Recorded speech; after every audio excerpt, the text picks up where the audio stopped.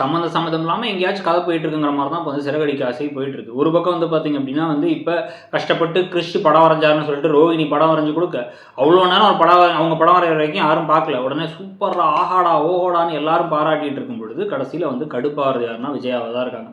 மனோஜுமே அவனுக்கு நல்ல டேலண்ட் இருக்குது, அவனுக்கு என்ன பிடிச்சிருக்கு, நான் ரொம்ப அறிவாளியாக இருக்கேன், ஹேண்ட்ஸமாக இருக்கேன்னு அவனுக்கு பிடிச்சிருக்கேன்லாம் வசனம் பேசிகிட்டு இருக்க இவங்க ஒட்டிப்பாங்க போலங்கிற கோபத்தோட விஜயா கொடுக்குன்னு உள்ளார வந்து அவங்க அந்த படத்தை கிழிச்சு போட்டுறாங்க.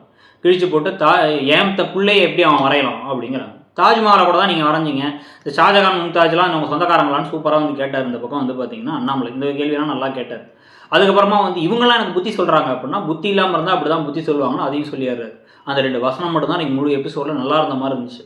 ஸோ அதை தாண்டி அவங்க கோபமாக கிளம்பி போக நீங்கள் என்ன இருந்தாலும் அப்படி பண்ணிடக்கூடாது மனோஜே சொல்லிட்டாரு வேறு. அது பக்கம் விஜயாவுக்கு ஆத்திரமாக இருக்குது, எப்படியாச்சும் இந்த குட்டிச்சாத்தான காலி பண்ணணுன்ட்டு.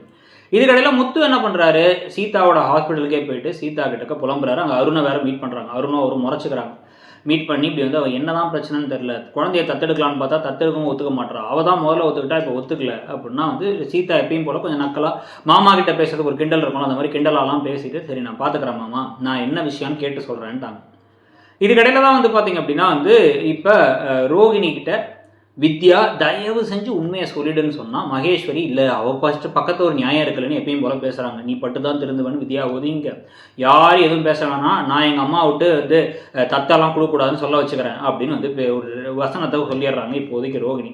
இதுக்கடையில் வேற வந்து அந்த பாட்டிக்கு கால் பண்ணவே இல்லை அந்த கிளவி அப்படின்னு அவங்க சொல்ல ஒன்று நீ அவங்க கிளவினா நீ யாருன்னு வேறு அண்ணாமலை கேட்க ரோகிணி என்ன பண்ணுறாங்க குடுக்குடுன்னு போயிட்டு இப்போவே கால் பண்ணி பேசுன்னு எப்படியே எதேச்சியாக சொல்லி வச்ச மாதிரி அவங்க பேசுகிற மாதிரி இருந்துச்சு. வேறு எப்படி இருக்கான் கிறிஷ் அப்படின்னு கேட்குறதெல்லாம் வேறு நடந்துச்சு. இந்த சம்பவங்களுக்கு இடையில தான் இப்போ வந்து சீதா மீனாவை வீட்டுக்கு வர வச்சு மீனாட்ட என்ன விஷயம்னு கேட்டால் மீனா இப்போ என்ன பண்ணுறாங்க அப்படின்னா வந்து எங்கள் அத்தை திட்டுவாங்கிறனால தான் முன்னாடி நான் அதை யோசிக்கல, இப்போ நான் யோசிக்கிறேன், என் புருஷன் புரிஞ்சிக்கல, நீங்கள் எல்லாம் இதுக்கப்புறம் இதில் தலையிடாதீங்க, நானே அவர்கிட்ட பேசிக்கிறேங்கிறாங்க.